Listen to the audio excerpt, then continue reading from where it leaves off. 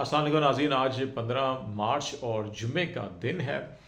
सबसे अहम खबर, पाकिस्तान तहरीक इंसाफ मुज़ाहमत करने जा रही है या मुफ़ाहमत, इस हवाले से बड़ा अहम फैसले हुए हैं और इमरान खान ने पार्टी की क़यादत को कुछ ग्रीन सिग्नल्स दिए हैं, कुछ चीज़ों के ऊपर तहफ़्फ़ुज़ात का इज़हार किया है और कुछ चीज़ों के हवाले से बड़ा क्लियर डायरेक्शंस दिए हैं। वो तफ़सीलात आपसे शेयर करेंगे और इसके साथ साथ पाकिस्तान मुस्लिम लीग नून के अंदर मियाँ नवाज शरीफ साहब और मरीम नवाज साहिबा के ख़िलाफ़ एक के बाद दूसरी बड़ी गवाही मंजर आम पर आ रही है। कुछ मज़ीद डिटेल आपको इस हवाले से बताएंगे। और फिर तीसरा बड़ा अहम मामला, अमेरिका में पाकिस्तान के इलेक्शन को लेकर अमेरिकी कांग्रेस जो ऐवान नुमाइंदगान है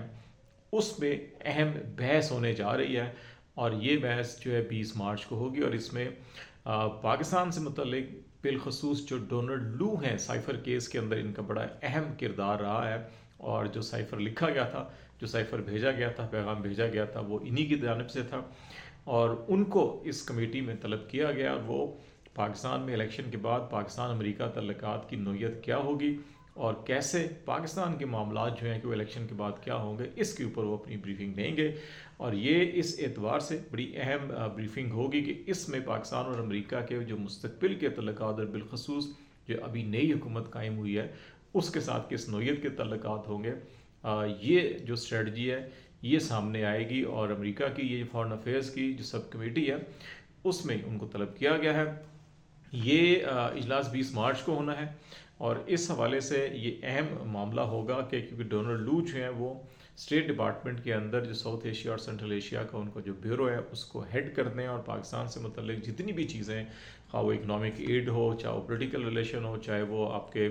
जो डिफेंस टाइज़ हों, उन सारों मामला जो है कि इनकी नज़र से गुजरते हैं। तो इसलिए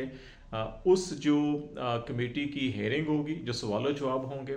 वो भी जो है कि मंजर आम पर आएंगे तो उससे बहुत सारी चीज़ें खुल के सामने आ जाएंगी।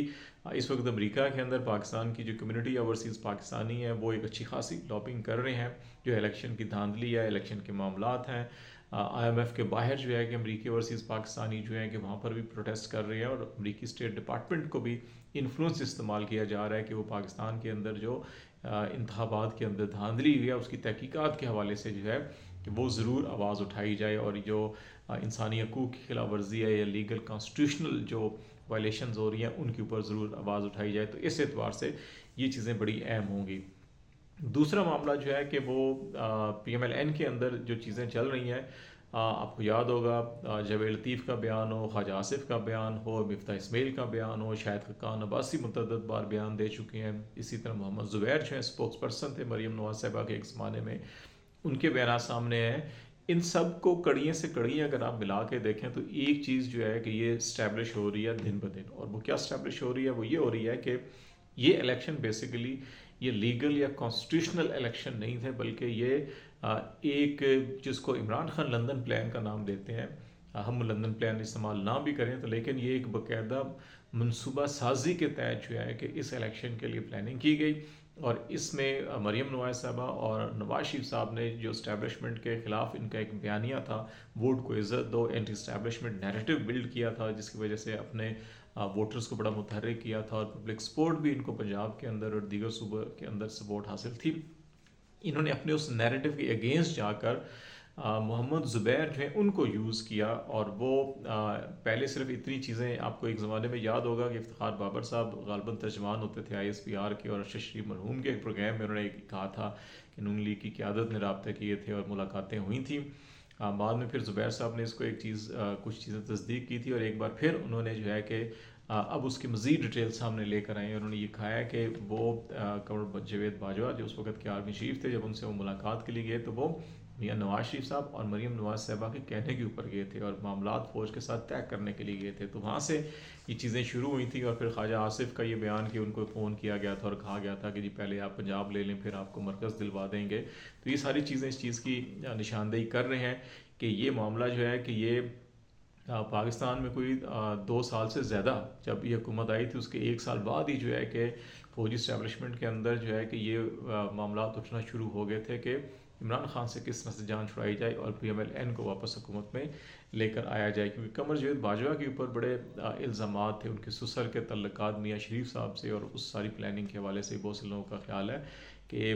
2018 کے الیکشن میں بھی اگر آپ دیکھیں 11 ساڑھے 11 بجے کی آپ بھی اب یوٹیوب پہ جائیں گوگل کریں اس وقت کی آج ٹی وی سما ٹی وی جیو نیوز کی جو ہیڈ لائنس یا خبریں تھیں الیکشن ٹرانسمیشن تھی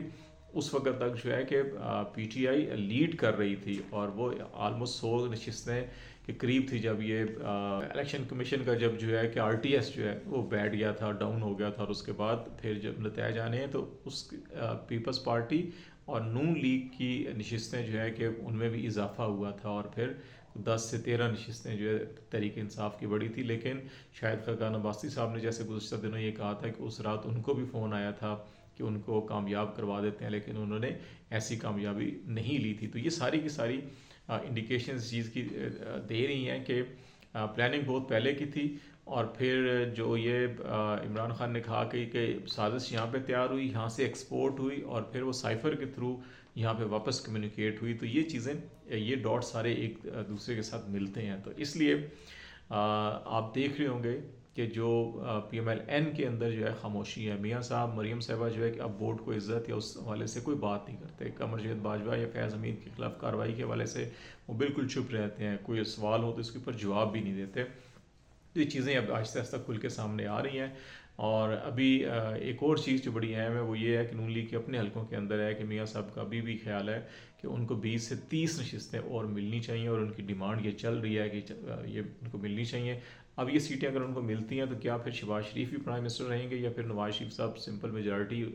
کے قریب ترین پہنچ جائیں گے یا حاصل کر لیں گے تو واپس آئیں گے یا نہیں آئیں گے. اس پہ دو رائے ہیں. کچھ لوگوں کا خیال ہے کہ نواز شریف صاحب کی خواہش ہے کہ سمپل میجارٹی اگر آ جائے تو پھر واپس آئیں, لیکن کچھ لوگوں کا خیال ہے کہ جو شہباز شریف صاحب کو پسند کرتے ہیں جو طاقتیں جو اسٹیبلشمنٹ وہ نواز شریف صاحب کو نہیں آنے دیں گی اور نواز شریف صاحب کو مجبور کیا جائے گا کہ وہ واپس برطانیہ علاج کے لیے چلے جائیں. اگر وہ انسسٹ کیا تو پھر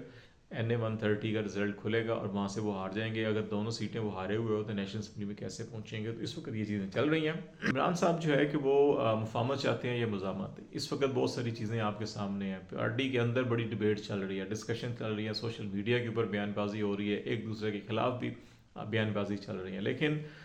جو آخری اطلاعات ہیں اور ابھی جو گزشتہ 1-2 دن کے اندر جو ملاقاتیں ہوئی تھیں ان کے اندر عمران خان صاحب نے بڑا واضح کلیئر ایک چیز کی ہے. انہوں نے کہا مفاہمت نہیں ہوگی, مفاہمت اسی صورت میں ہوگی کہ جب ان کے مینڈیٹ کا احترام کیا جائے گا, نمبر 1. اور نمبر 2 جو علی امین گھنٹا پور جو ہیں کہ وہ پرائم منسٹر سے ملیں, اس کے اوپر بھی عمران خان نے تحفظات کا اظہار کیا ہے. وہ اس چیز کا ان کو احساس ہے کہ صوبے کو چلانے کے لیے وفاق کے ساتھ آپ کو کولیبریشن کرنی پڑے گی, آپ کو فنڈز لینے ہوتے ہیں, آپ کو صوبے کے مالی معاملات دیکھنے ہوتے ہیں, لیکن ان کا بھی ایک طریقہ کار ہوتا ہے. اس طرح سے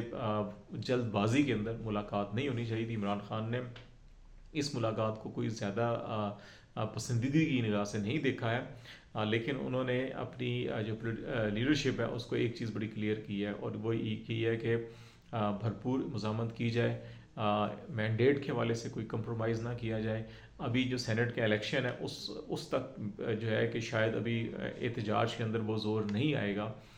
اس کے بعد جو ہے کہ پھر ایک بھرپور پبلک جو مومنٹم ہے وہ بنا کر ایک کمپین شروع کی جائے گی. ابھی سینٹ کے الیکشن تک جو ہے کہ وہ فوکس کیا جا رہا ہے سینٹ کے الیکشن کے اوپر, اور سینٹ کے الیکشن کے لیے بھی